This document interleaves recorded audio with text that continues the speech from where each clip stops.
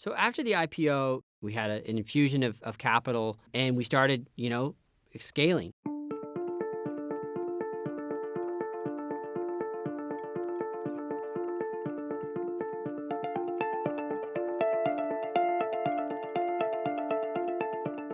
But the excitement that had kind of characterized the crypto ecosystem of 2017 and early 2018 basically slowly, started to deflate.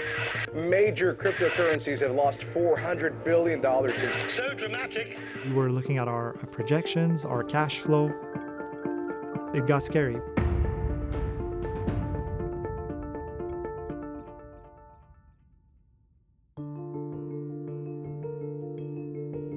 We got listed as a cloud mining company, so we were offering crypto packages to retail customers. After a while, we realized that that doesn't really add any value. The business model for cloud mining, it's either you make a lot of profit or your customer does. So you're basically competing with your customer. I think that if we hadn't pivoted away from mining as a service to mine for our own account in early 2019, we would have had a hard time surviving the crypto winter as a company.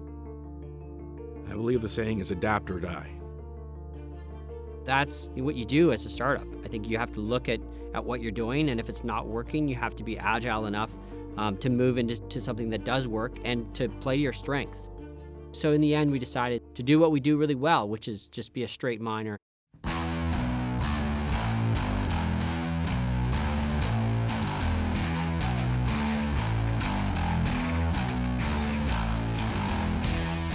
Cryptocurrency mining is relatively simple.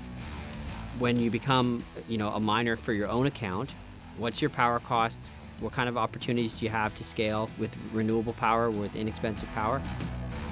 So this is our Mirabel facility. The reason it's so loud because there's huge industrial fans that are pushing out all of the hot air that's created by the process of running the algorithms on our ASIC miner. GPUs initially allowed us to do the mining as a service, 1 GPU per customer. And then when we decided we were going to mine for ourselves, I had a much better return with ASICs than I did with GPUs. And we figured that's now the best time to start massively investing in that hardware. It wasn't just the efficiency, but the computational power was an increase almost 100-fold. To think of it as like a car that gets you 2 miles to the gallon and a car that gets you 100 miles to the gallon, and that car can go 100 times as fast. That's what the ASIC does.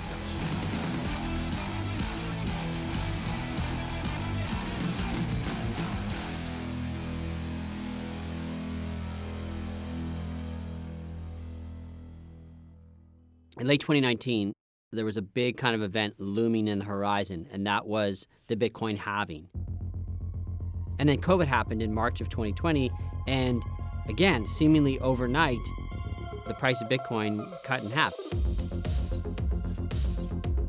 I remember calling Sab on the phone and being like, is this the end? Like, is this going to keep dropping? And then the conversation, amongst us was, okay, it's at 5,000, we're okay, but if it goes to 2,000 or 1,000, obviously if it goes to zero, that's it.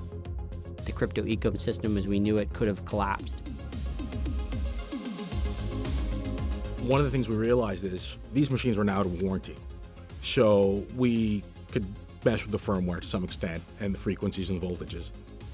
And we were able to bring the efficiency from about 60 watts per terahash to about 40, 45. And that may not sound like a lot, but you scale that over thousands of machines, it adds up real quick.